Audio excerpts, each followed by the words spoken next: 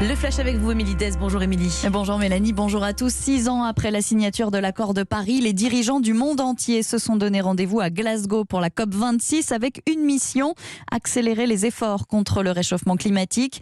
Si Glasgow échoue, tout échoue, a prévenu le Premier ministre britannique Boris Johnson. Emmanuel Macron doit s'exprimer vers 15h15. Depuis le début du quinquennat, en France comme sur la scène internationale, la cause écologique est l'une des priorités du président de la République, rappelle l'Élysée. Emmanuel Macron qui joue la carte de l'apaisement dans le conflit sur la pêche post-Brexit. Boris Johnson, lui, reste ferme. Notre position n'a pas changé, assure le Premier ministre britannique.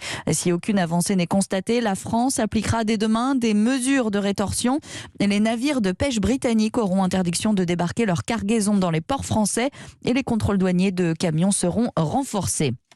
Le tabac est responsable d'un décès sur 8 en France. C'est la première cause de mortalité évitable. Pour ceux qui veulent arrêter, le mois sans tabac débute aujourd'hui. Selon Santé publique France, l'aide d'un professionnel de santé augmente de 70% les chances de réussir son sevrage.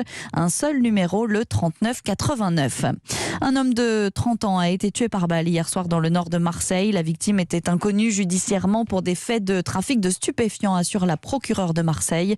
Selon nos confrères de la Provence, le ou les assaillants ont pris la fuite à scooter.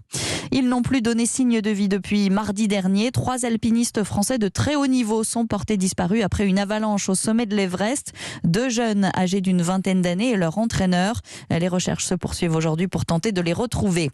Dans l'actualité également, l'Australie rouvre ses frontières aujourd'hui, près de 600 jours après leur fermeture. Les Australiens entièrement vaccinés peuvent désormais voyager sans quarantaine. Réouverture des frontières aussi en Thaïlande.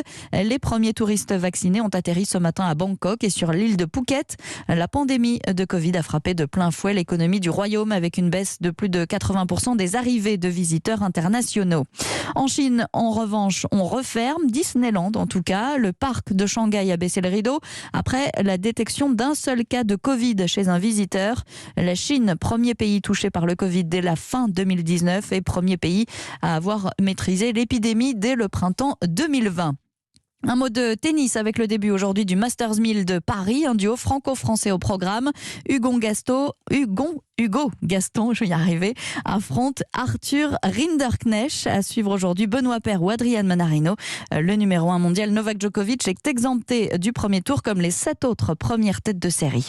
Et puis on termine avec les pronostics de Thierry Léger pour le quintet de cet après-midi à Laval. 16 partants sur la ligne de départ. Il faut jouer le 6, le 13, l'As, le 15, le 2, le 5, le 11 et le 9.